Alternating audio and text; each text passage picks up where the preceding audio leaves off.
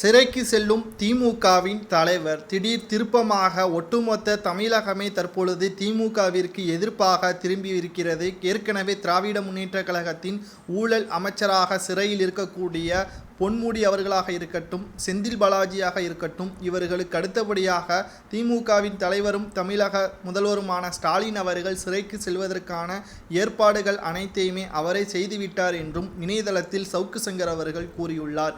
கிட்டத்தட்ட 1,00,000 கோடி மத்திய அரசு நிவாரணங்களை வழங்கியிருக்கும் நிலையில் அதை அப்படியே ஊழல் செய்துவிட்டதாகவும், கோபாலபுர குடும்பத்திற்கே அனைத்தையுமே மாற்றிவிட்டதாகவும் அவர் மீது தற்பொழுது மத்திய அரசு வழக்கு ஒன்றை தொடர்ந்திருக்கிறது.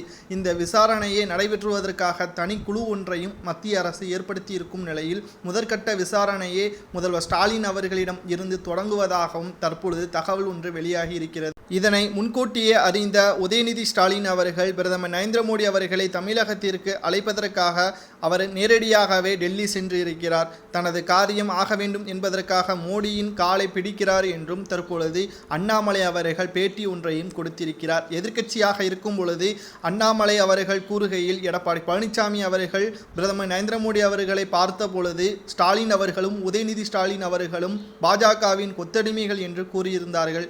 ஆனால் தற்பொழுது உதயநிதி ஸ்டாலின் அவர்களும் பிரதமர் மோடி அவர்களை சந்திக்கும் பொழுது நாங்கள் அவர்களை எவ்வாறு கூற வேண்டும் என்பதை நீங்கள் தான் முடிவு செய்ய வேண்டும் என்றும் தற்பொழுது கூறியிருப்பது ஒட்டுமொத்த திமுகவினர்களுக்கு அதிர்ச்சியை ஏற்படுத்தி இருக்கிறது. காரணம், இவர்கள் செய்யக்கூடிய ஊழலை மறைப்பதற்காகவும் சிறையிலிருந்து தப்பிப்பதற்காகவும் மத்திய அரசிடம் தற்பொழுது உதவியே தேடி வருகிறார்கள்.